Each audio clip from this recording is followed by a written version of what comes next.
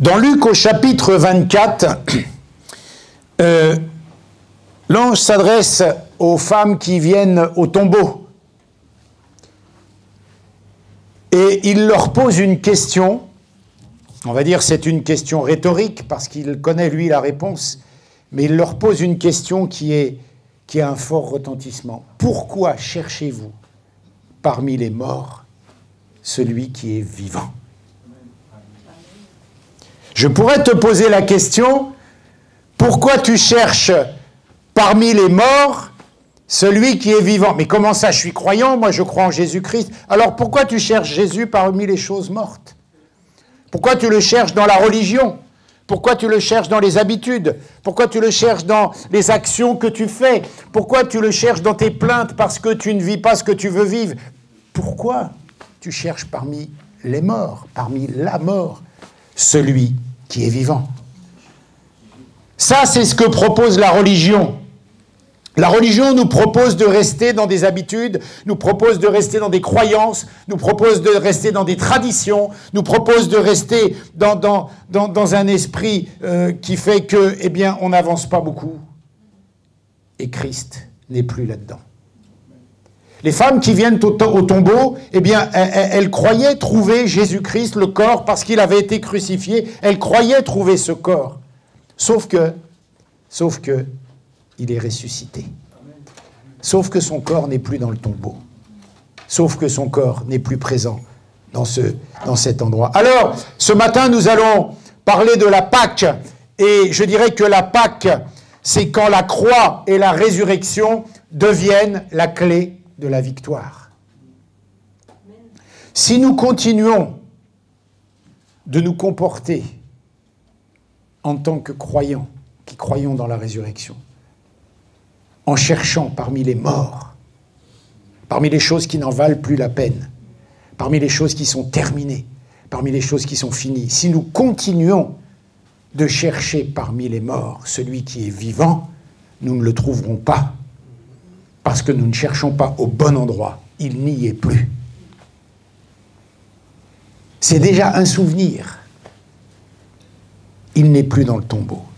Alors, pour saisir le sens de la résurrection, il est capital de comprendre le sens d'abord de la croix. D'abord de la croix et de la folie qui entoure la croix. De la folie. La Pâque, c'est la folie de la croix, c'est l'orgueil du cœur de l'homme, c'est toutes ces choses qui sont là. Alors si on va dans la parole de Dieu, on peut aller dans l'Ancien Testament pour parler de la Pâque juive que l'on trouve dans Exode au chapitre 12, verset 1er. Eh bien, il y a déjà en préfiguration tous les éléments de la Pâque chrétienne. Il y a le sang de Jésus coulera. Il y a fuir le pays de l'esclavage, la liberté. Il y a l'agneau immolé. Et il y a le fait que quand l'ange exterminateur passe sur l'Égypte, les premiers-nés des Égyptiens meurent, mais pas les premiers-nés des Hébreux. Pourquoi? Parce que sur les linteaux, sur les portes de leur maison, il y a le sang. Et déjà la Bible, dès le commencement dans l'Ancien Testament, nous montre ça en préfiguration de ce que sera la croix, la Pâque chrétienne que nous célébrons ce matin, aujourd'hui. Et la Bible, quand elle va parler de la croix, la Bible elle-même, vous le trouverez dans la première épître de Corinthiens, chapitre 1er, verset 8, la Bible, quand elle va parler de la croix, dira elle-même que c'est une folie. La croix est une folie. Et c'est volontaire. Et nous allons le voir. Dieu, quand il parle de la croix, il qualifie cela de folie, à raison. Et cette croix, cette folie va manifester le cœur de l'homme, va révéler le cœur de l'homme, va révéler l'orgueil de l'homme. Parce que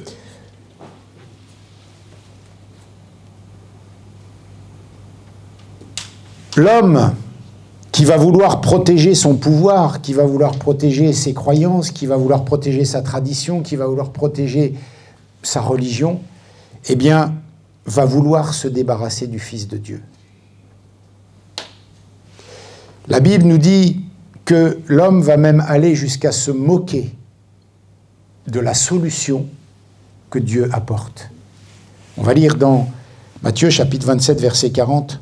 « Toi qui détruis le temple et qui le reconstruis en 3 jours, sauve-toi toi-même, si tu es le Fils de Dieu. Sauve-toi toi-même. Descends de la croix. » Je ne sais pas si vous imaginez ce genre de scène. Dieu envoie sa solution dans le monde, Jésus-Christ, son Fils. L'orgueil de l'homme va faire qu'il pense que la solution de Dieu ne doit pas être comme ça. Il la veut autrement. Et il la loupe. Il passe à côté. Et quand le Fils de Dieu vient mourir sur la croix en toute humilité, il trouve le moyen de dire « mais tu ne peux pas être Dieu ». Parce que d'abord, si tu étais Dieu, il te suffirait d'un appel pour arrêter toutes ces souffrances. Ils n'ont même pas compris, alors qu'ils prétendaient détenir la vérité. Vous imaginez la scène, les scènes de cette époque-là, les religieux de l'époque sont en permanence en train d'enseigner ce que Dieu dit, ce que Dieu fait, ce que Dieu pense, qui il est, ce qu'il faut faire, ce qu'il ne faut pas faire. Ils sont détenteurs, selon eux, de la vérité de Dieu, et ils sont incapables de voir le plan de Dieu quand il arrive devant leurs yeux. Pour eux, c'est une folie. Parce qu'ils cherchent parmi les morts, eux aussi à leur façon. La croix va manifester l'orgueil, mais l'aveuglement. L'aveuglement de l'homme. Le peuple de Dieu ne voit pas, on l'a vu. Et Jésus, quand il parle à ses disciples, leur dit la chose suivante, « Vous, je ne vous parle plus en parabole, comme eux, afin que vous compreniez, eux ne peuvent pas comprendre. Ils sont voilés. Ils sont voilés. Ils ne peuvent pas voir. Parce qu'ils cherchent parmi les morts. Ils ne cherchent pas au bon endroit. Et même certains de leur parti ne croient absolument pas du tout à la résurrection, carrément. Donc c'est quelque chose de pas possible. Et puis, la Bible continue de nous présenter la croix comme ça parce que la Bible dit, se vantant d'être sages, ils sont devenus fous. Romain nous dit que même dans la sagesse de l'homme, qui était soi-disant la sagesse, ça n'a pas suffi pour rencontrer Dieu. Donc la sagesse de l'homme ne vaut rien. Et il l'a confondu avec la folie de la croix. Et nous, c'est ce à quoi nous sommes confrontés dans notre société, dans notre monde. On porte un message de fou. On croit dans une folie, ça ne correspond plus du tout à l'environnement. Ça ne correspond plus du tout à ce qu'on veut entendre, ça ne correspond plus du tout à ce que les gens se feraient de la représentation de Dieu. Dieu, il serait plutôt, selon certains, comme ça. Selon d'autres, il serait plutôt comme ça. Et puis, selon d'autres, s'il était Dieu, il ferait plutôt comme ça. Parce que Dieu, quand même, s'il existait, ben, il ne ferait pas ça. Vous voyez le genre de raisonnement? Ou alors, les hommes vont dire, ni Dieu ni maître, moi je fais ce que je veux, quand je veux, où je veux. Ah, ben, mon gars, fais attention qu'en sortant de la salle, tu ne te fasses pas percuter par une voiture et que tu n'avais pas prévu l'heure de ta mort. Parce que je ne pense pas que tu puisses avoir une incidence sur ça, si c'est prévu. Tellement de choix de notre vie ne sont pas des choix que nous faisons. Tellement. Les principaux, je t'en parle même pas. Où tu nais, où ton sexe, t'es un homme, t'es une femme, tu nais dans tel... Tu choisis pas tout ça. Tu choisis pas. Mais l'orgueil de l'homme veut se passer de Dieu. Alors la croix, la folie de la croix, eh bien c'est d'abord ça. Ça révèle l'orgueil de l'homme. Et Dieu dit que c'est une folie. Et c'est volontaire de la part de Dieu de faire cela. Et ce passage de Luc chapitre 24 nous fait comprendre quelque chose de puissant. Ne cherchons pas parmi les morts celui qui est vivant. Et même en tant que croyant, qui confessons Jésus-Christ comme Seigneur et Sauveur, et qui confessons Jésus-Christ ressuscité, on peut chercher parmi les morts, parmi les choses mortes. Comment on peut faire ça?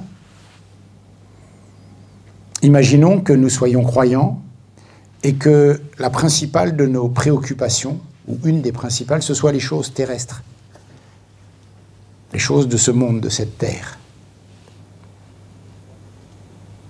Nous cherchons parmi les choses mortes.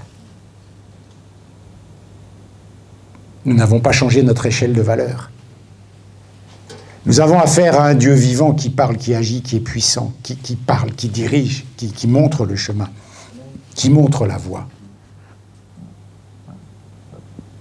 Et la Bible nous enseigne, et nous devons prendre conscience de cela parce que ça sera quelquefois même difficile pour nous à porter. La croix est une folie pour le monde. Ce que nous sommes en train de fêter là, l'instant que nous avons d'adorer Dieu, de croire à la résurrection, pour la majorité des gens de ce monde, nous sommes fous.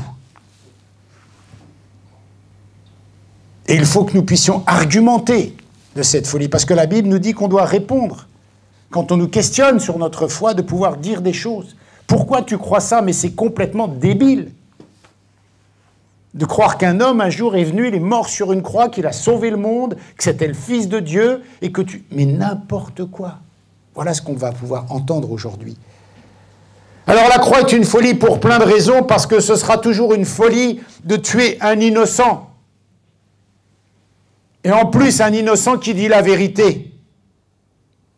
Ce sera toujours une folie.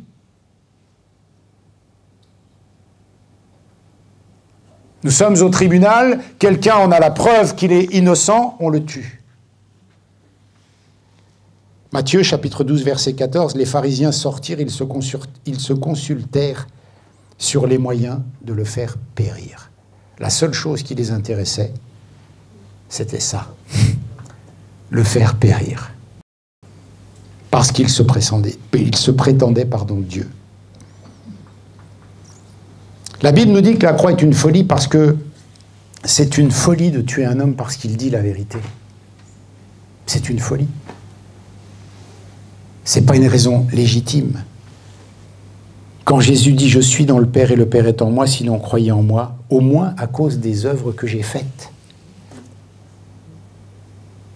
Jésus, à un moment, dit « Bon, ok, vous ne pouvez pas comprendre que je suis le Fils de Dieu, vous ne voulez pas l'accepter, vous ne voulez pas croire que je suis dans le Père et que le Père... Ok, mais regardez ce que je fais. Au moins, à cause des œuvres, croyez. Au moins, non. C'est une folie. En plus, on parlait d'innocent, c'est une folie de condamner un innocent qui est reconnu. Écoutons, lisons ce que dit simplement la parole de Dieu quand il est crucifié avec des brigands. Un des brigands reconnaît que pour lui, c'est pas juste d'être là où il est. Même celui qui va le pousser à la croix, son épouse, Matthieu chapitre 27, pendant qu'il siégeait au tribunal, sa femme, on parle de Pilate, sa femme lui dit « N'aie rien à faire avec ce juste, rien à faire, car aujourd'hui, j'ai beaucoup souffert dans un rêve à cause de lui. » Autrement dit, l'épouse de celui qui va l'envoyer à la croix lui dit « Tu sais, il n'y a rien à faire avec lui. C'est injuste. Il ne faut pas le crucifier, il est juste. »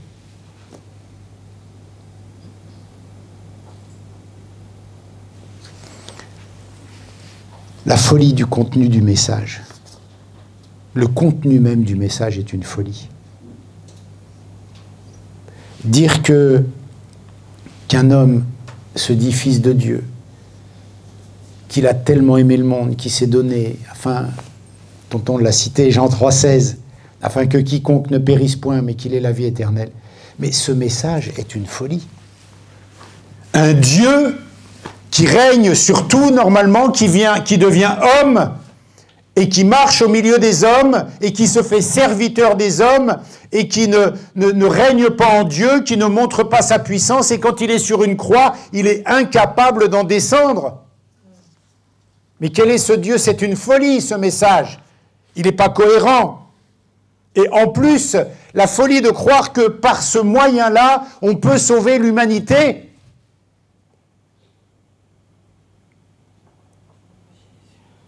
C'est ça, la Pâque aussi. La croix et la résurrection. Ce message de folie. La croix est une folie. Et quand nous prenons la Sainte Seine, quand Jésus dit « Buvez mon sang, mangez mon corps », mais c'est quoi ce cannibalisme? Qui peut accepter ce genre de message aujourd'hui? Et pourtant, c'est la volonté de Dieu. C'est ce que nous vivons. C'est la Pâque, c'est la résurrection.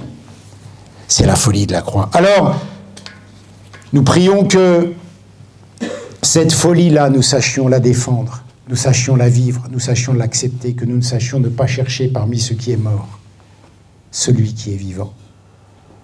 Ne retournons pas dans ce que nous avons laissé, ne retournons pas dans nos vieilles habitudes, ne retournons pas dans nos traditions, ne retournons pas dans les choses qui nous restent au niveau terrestre, alors qu'il est ressuscité et que son esprit vit en nous et qu'il peut nous faire vivre les choses d'en haut. Qu'il a cette puissance-là. Vivons les choses d'en haut, les choses de la résurrection, parce qu'il n'est pas resté sur la croix. Il est ressuscité. Mais même ça, c'est une folie. Il aurait vaincu la mort, il serait ressuscité. C'est pas possible. Comment on peut croire ça? Comment on peut adhérer à ça? Voilà déjà un des premiers défis qui est le nôtre, la folie de la croix. Mais une fois que nous sommes à Pâques et que nous voyons la folie de la croix, il y a maintenant encore plus compliqué à croire. C'est le défi de la résurrection et du tombeau vide. Parce que maintenant, il faut croire qu'il est ressuscité. Et que cette résurrection nous sauve la vie. Avec son message.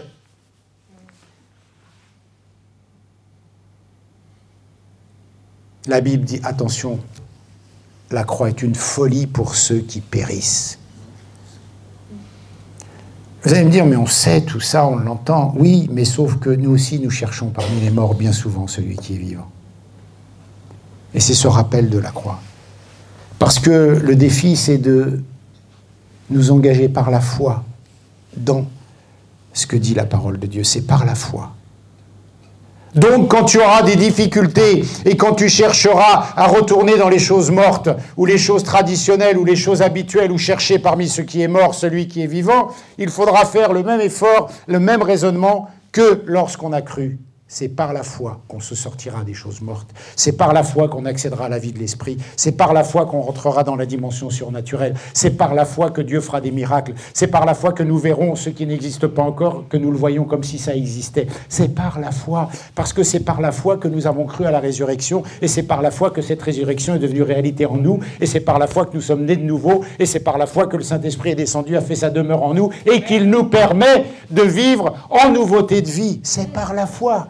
Donc, ne cherchons pas parmi les morts celui qui est vivant.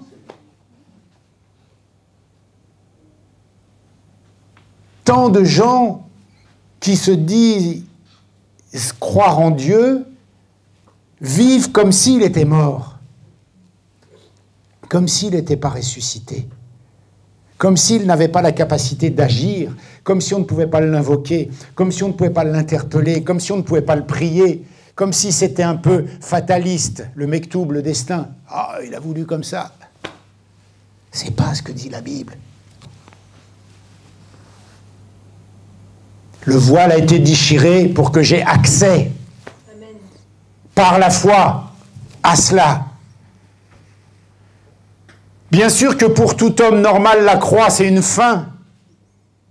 Il est sur la croix. Il est mort, on l'enlève de la croix, le médecin légiste est venu, il a constaté, il est mort. C'est fini, c'est la fin, la croix. Sauf que par la foi, c'est pas la fin. Donc aujourd'hui, si tu crois que tu es à la fin de quelque chose, ou si tu as fait le deuil de quelque chose, où tu te dis, ça y est, mais tu cherches parmi les morts, parce que ce qui semble être la fin n'est pas la fin avec Dieu. Preuve en est la Pâque. Tout le monde croyait que c'était la fin. Ça y est, on l'a crucifié, ouf, débarrassé. Les pharisiens, les sadducéens, Pilate, César, ils étaient tous contents. Ça y est, ça c'est fait. Jésus crucifié, ça c'est fait. Sauf qu'il y a un nouveau problème. Il est ressuscité. Il est ressuscité. Elle va mettre des gardiens devant la grotte, qu'on ne nous dise pas qu'il soit ressuscité. Vous avez lu dans la parole de Dieu. Allez mettre des gardiens, là, qu'on ne nous dise pas une nouvelle embrouille, qu'on nous dise qu'il est ressuscité, qu'on ne retrouve pas le corps. On ne sait pas. Eh oui. Sauf qu'il y a 500 témoins qui vont le voir ressusciter. Et des millions, peut-être des milliards, je ne sais pas, de témoins le verront ressusciter, parce que depuis 2000 ans, le nombre de gens qui l'ont vu ressusciter, le nombre de gens qui l'ont accepté comme Seigneur et Sauveur, le nombre de gens qui ont eu leur vie transformée, le nombre de gens qui ont cru à cette folie, le nombre de gens qui ont été guéris, le nombre de gens qui ont été changés. Alors, il n'est pas ressuscité ou il est ressuscité? C'est une folie ou c'est pas une folie? Mais moi, j'y crois à cette folie puisque je la vis. Voilà. C'est ça, Pâques. C'est la Pâques. Bien sûr, on va nous dire que nous sommes fous de croire en ce message. Mais tu as fait des études ou quoi pour croire ça? Ah, mon frère, ma sœur. Enfin, tu diras pas mon frère si c'est quelqu'un qui te dit ça. Mais tu sais pas ce que j'ai vécu. Tu sais pas comment Dieu a changé ma vie. Tu sais pas ce qui s'est passé en moi. Toi, tu crois pas, mais ça change rien à ce que j'ai vécu. Tu sais pas qui j'ai rencontré. Tu sais pas qui j'étais. Tu sais pas ce que je suis devenu. Tu sais pas que je serais mort 100 000 fois si j'avais pas rencontré. Tu sais pas. Mais c'est vrai que ce message est une folie. La résurrection. Mais il est ressuscité.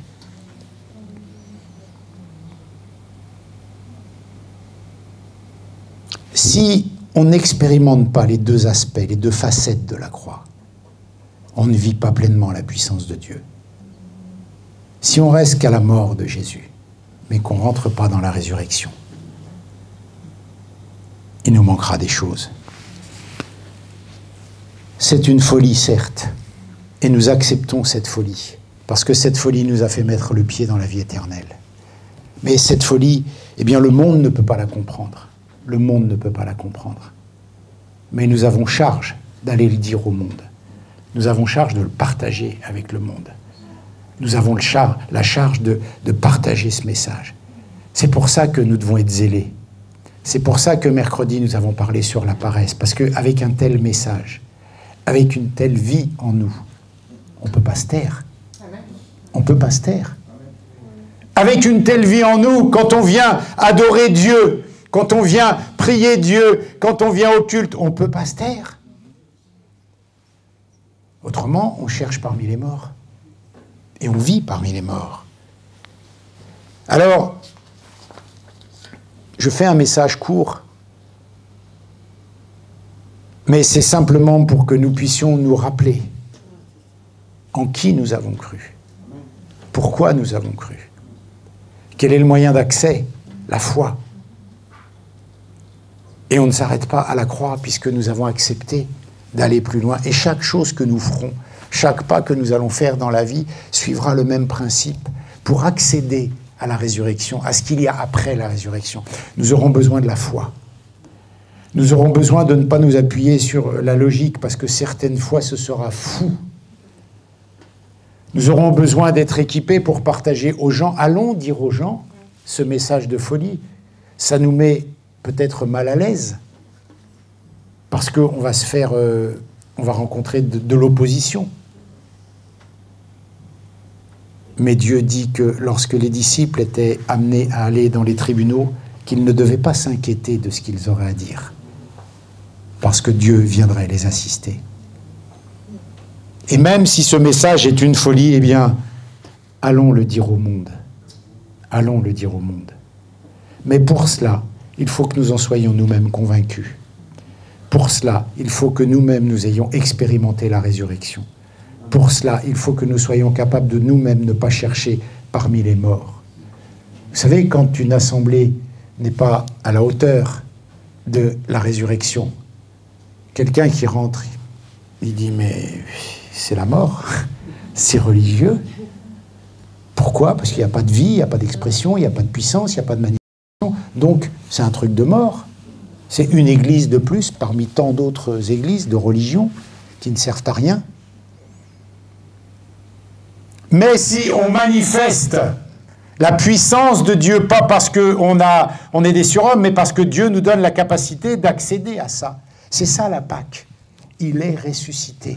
Il a vaincu la mort. Il a vaincu la mort. C'est pas compliqué, hein, le message de Pâques. Il a vaincu la mort. La croix, c'est une folie, et il a vaincu la mort. C'est les deux clés pour vivre la Pâque. Et quand on rentre dans cette dimension surnaturelle, de ne pas chercher parmi ceux qui est mort, parmi les morts, celui qui est vivant, on rentre dans la vie de l'esprit. On rentre dans ce que Dieu nous propose de vivre. Alors on va prier pour que, eh bien, cette réalité que nous connaissons, parce que tous les ans, à la même époque, les pasteurs prêchent sur Pâques. Et tous les ans, on dit « Amen », on sait tout ça. Pas de souci. Et tous les ans, un an après, on se dit « Ah ouais, mais je suis un peu loin quand même de ça. C'est vrai que... » Ce sont juste des rappels. Il est ressuscité. Et notre Église, nos vies personnelles, nous devons arrêter de chercher parmi les morts.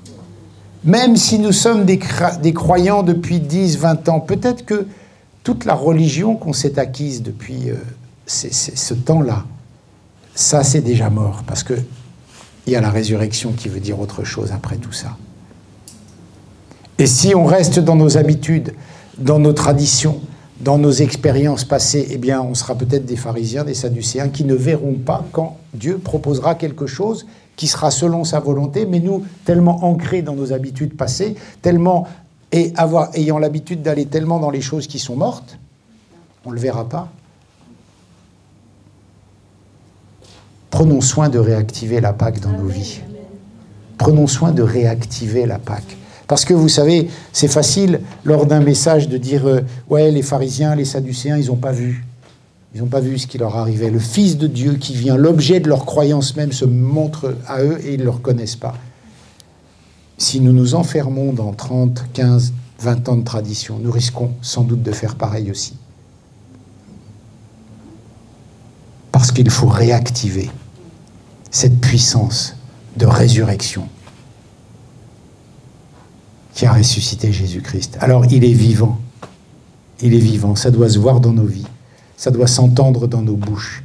Ça doit se voir par nos actions. Et ça doit être conforté par la manifestation du Saint-Esprit au milieu de nous.